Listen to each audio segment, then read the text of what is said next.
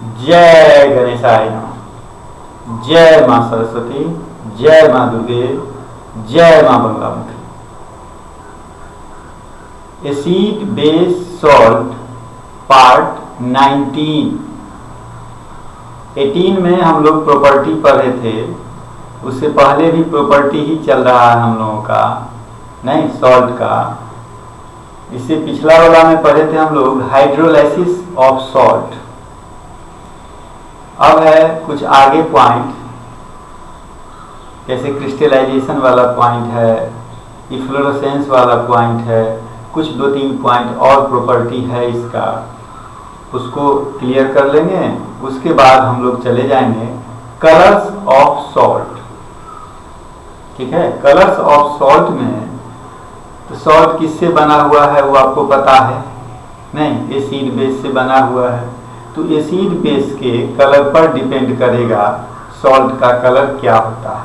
ठीक है, उसके बाद हम लोग पढ़ेंगे कि सॉल्ट में रिएक्शन, ठीक है, क्योंकि केमिस्ट्री का मतलब रिएक्शन, तो इसमें जितना रिएक्शन है उसको बताएंगे। और इसका मैक्सिमम रिएक्शन जो है वह आप जो पढ़े थे केमिकल रिएक्शन में, प्रेसिपिटेशन रिएक्शन पढ़े थे ना, वही जो प्रेसिपिटेट निकलता है, नहीं सारा का सारा लगभग इसमें प्रेसिपिटेशन ही होगा, प्रेसिपिटेट ही निकलेगा और उसी का कलर हमको बताना है। ठीक है, अब चलते हैं हम लोग अपना क्लास में। पहला पॉइंट है मेरा वाटर ऑफ क्रिस्टलाइजेशन। ठीक है, पहला पॉइंट क्या है? Water of crystallisation. Water of crystallisation क्या है? देखिए, जब आप लैंग्वेज ऑफ केमिस्ट्री पढ़ते थे 7 में, 8 में, 9 में, आपको बहुत सारा फॉर्मूला सब कहते थे याद करने के लिए, कहते थे। उस समय तो नहीं आ रहा था समझ में, लेकिन जब उसका यूज होने लगेगा तब तक याद पड़ता चला जाएगा। क्या? Water of crystallisation, it is the amount of water, it is the amount of water molecules which enter into loose chemical combination with one molecule of the substance यहाँ क्या? salt on crystallization from its aqueous solution। जैसे जितना भी नाम देखता होगा CaSO4 .2H2O 5H2O 10H2O देखता था ना, सारा नाम सब, वो सब क्या कहलाता है? Hydrated salt. क्या कहलाता है? Hydrated salt. नहीं, फिर से एक बार देखो, वाटर ऑफ क्रिस्टलाइजेशन क्या कहता है?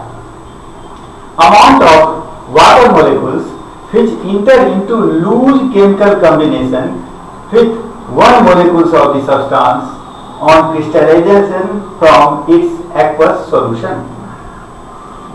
हो गया? The salt which contain a definite number of water molecules as water of crystallization are called hydrated salt। ठीक है, एग्जाम्पल ले लो, जैसे जिप्सम, अब नाम याद रखना मस्त है। Gypsum CaSO4 2H2O, blue vitriol CuSO4 5H2O, Epsom salt MgSO4 7H2O, global salt Na2SO4 10H2O, washing soda Na2CO3 10H2O। ठीक है, ग्लोबल सॉल्ट में कितना है वाटर? 10H2O। ठीक है, ये तथा आपका हाइड्रेटेड सॉल्ट। एक है एनहाइड्रस सॉल्ट। हाइड्रेटेड सॉल्ट में वाटर था, एनहाइड्रस सॉल्ट में वाटर नहीं रहेगा, यानी the salt not containing water of crystallization are called क्या? Anhydrous salt. हो गया एक काम। अब आ जाते हैं हम लोग दूसरा में। चलिए, डेलिक्वेंसेज अगला पॉइंट है आपका दूसरा, डेलिक्वेंसेज। क्या है डेलिक्वेंसेज? एकदम सिंपल चीज है, समझ गया? वर्ड लग रहा है कि अलग है, लेकिन तुम इसका क्या कर रहे हैं? तुम इसको देखता हो, तुम्हारे साथ घटना घटती होगी। अभी बारिश का महीना है, यदि तुम किचन में जाएगा तो तुमको पता चल जाएगा। इसका एग्जाम्पल तुम्हारे किचन में, ठीक है, क्या है? वाटर सोल्यूबल सॉल्ट्स हो गया, which on exposure to the atmosphere. आ गया होगा दिमाग में? यदि नमक टाइट कंटेनर में नहीं रखा जाए तो ये घटना होगी, ठीक है। एब्जॉर्ब का क्या काम, क्या होता है? Absorb moisture from atmosphere and dissolve and change into a solution, ठीक है। This phenomena is called deliquescence, है ना, घटना घटी है कि नहीं? And the salts are called deliquescent salt, जैसे एग्जाम्पल आयरन 3 क्लोराइड FeCl3, ठीक है। चलो एनहाइड्रस और सब example, anhydrous CaCl2, MgCl2, ZnCl2, FeNO3 twice, CuNO3 twice। इसमें एक अलग पॉइंट यहाँ hygroscopic, hygroscopic substances which absorb moisture from atmosphere without dissolving in it are called hygroscopic, ठीक है। They are used as drying agent, यह drying agent के रूप में यूज होगा। एग्जाम्पल दिया आपको CaO, कैल्शियम ऑक्साइड। एक अलग कलर में लिखे हैं, क्यों? सो देखिए FeCl3, ये जो आपका है FeCl3 deliquescent salt is stored in closed container. It turns yellow on dissolving in water। जब यह पानी में थोड़ा भी घुलेगा इसका कलर चेंज होकर क्या हो जाएगा? येलो कलर, ठीक है। जानता है फिजिक्स केमिस्ट्री बायोलॉजी क्लास 10 तक का या ज्योग्राफी हिस्ट्री सिविक्स क्लास 10 तक का जो भी होता है ना, वह जीके में चला आता है, ठीक है।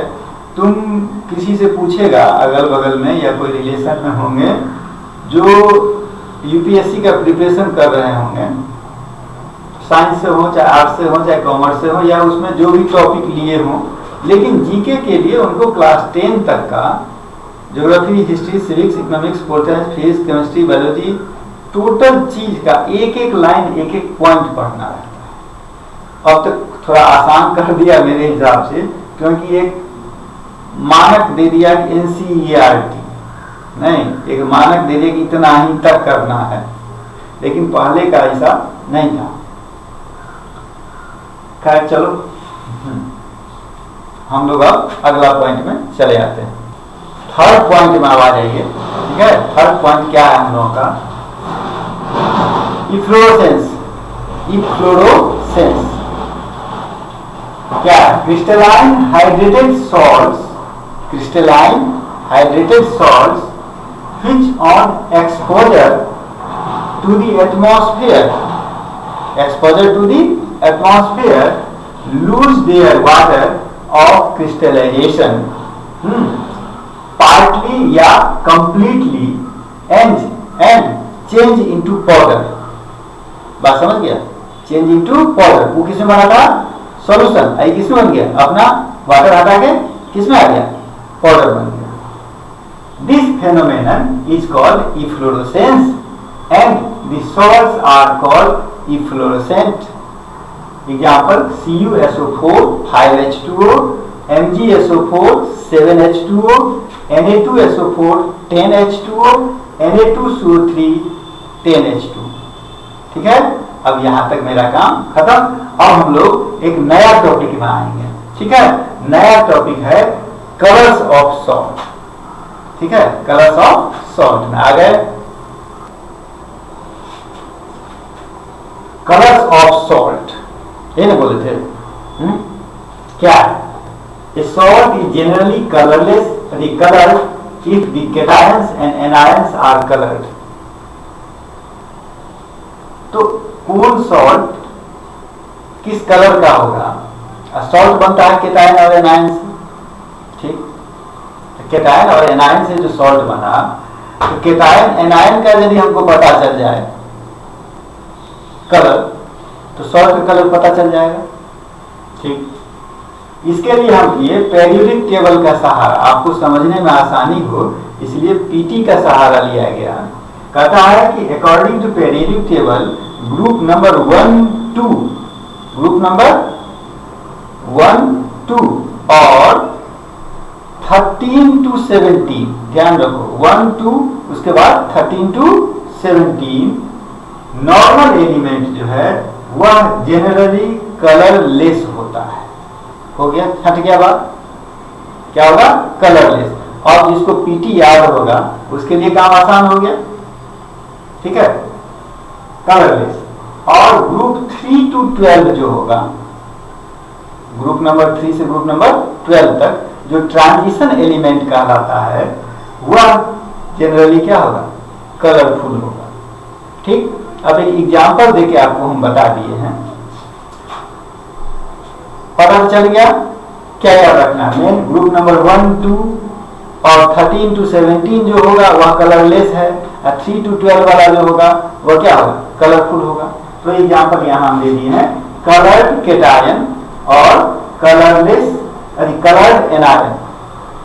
कलर्ड केटायन में Cu2+, ये ग्रुप नंबर हम लिख दिए हैं बीच में, आपको याद है ही, फिर भी आपको खुशी होगी कि आपको याद है। इसका कलर होगा ब्लू या ग्रीन। Cr3+ किस पीरियड में है, किस ग्रुप में है, 6 में, कलर क्या होगा, ग्रीन। देख लिए, यानी आपको जो भी मिलेगा वह किसमें मिलेगा, 3 to 12 होगा, है सारा। उसके बाद है Mn2+, Fe2+, Fe3+, CO2+, Ni2+, सबका ग्रुप लिखा हुआ और सबका कलर लिखा हुआ। तो जो कलर इसका होगा और इससे जो सॉल्ट बना हुआ रहेगा, ठीक है, वही कलर उस सॉल्ट का होगा।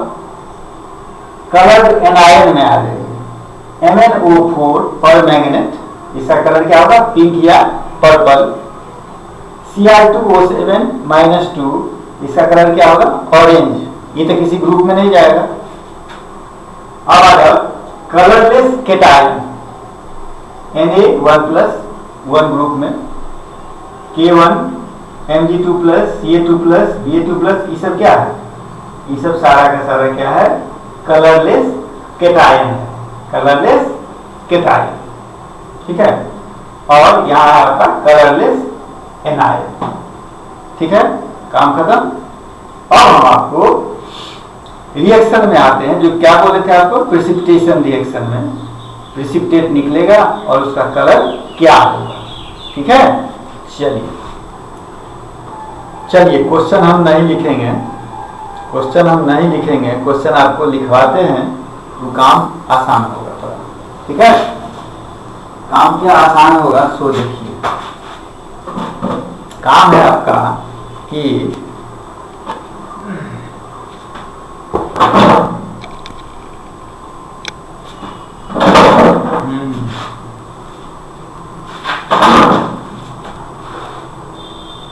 कुछ सॉल्ट का नाम आपको हम बताएंगे, ठीक है, कुछ सॉल्ट का नाम बताते हैं आपको हम। आपको क्या करना है कि उसको रिएक्शन करवाना है, एक टाइप से समझिए कि रिएक्शन का मेरा रिवीजन हो रहा है। क्या है, किसके साथ रिएक्शन करवाना है सो भी लिखना पड़ेगा। लिखिए question number 1,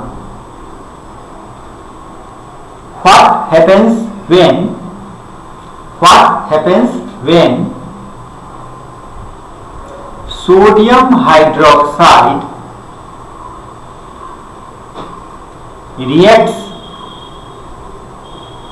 with following salts। समझ गया बात, what happens when sodium hydroxide reacts with the following salts, ठीक है। और यहीं पर लिख लो, अभी सॉल्ट का नाम हम नहीं लिखा रहे हैं, यहीं पर फिर दूसरा क्वेश्चन लिखो, what happens when ammonium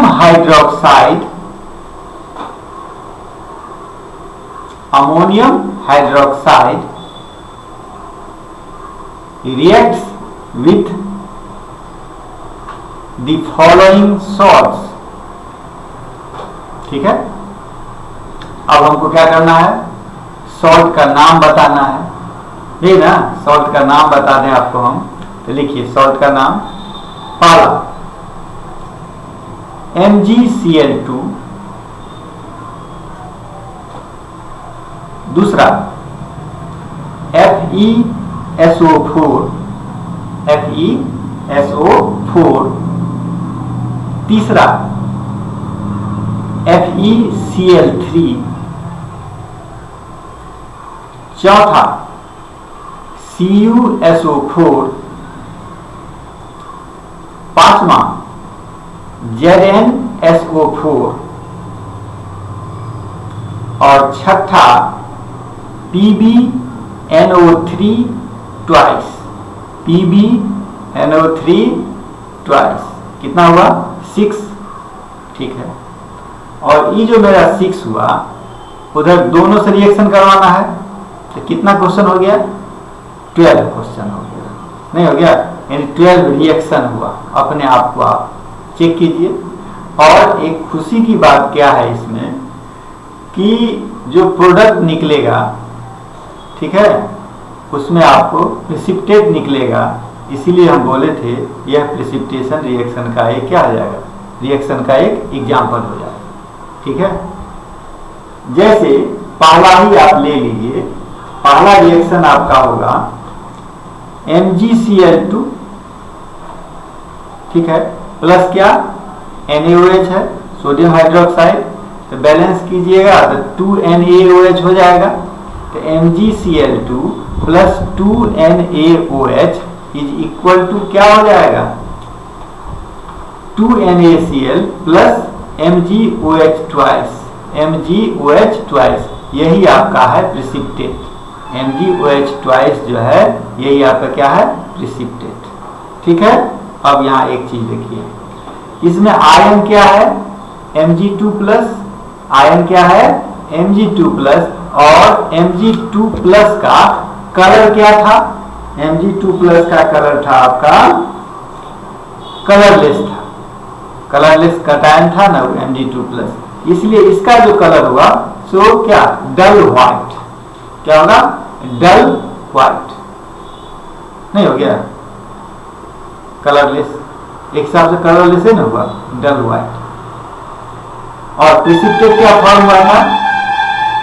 वही MgOH ट्वाइस जो है वो आपका क्या होगा? प्रेसिपिटेट फॉर्म हुआ। ठीक है, ये एक एग्जांपल इसमें बता दिए। दूसरा एग्जांपल हमको अमोनियम हाइड्रोक्साइड जो दिए थे उसमें आ जाएगा। ठीक है, तो उसका भी हम इसी के साथ ले लो।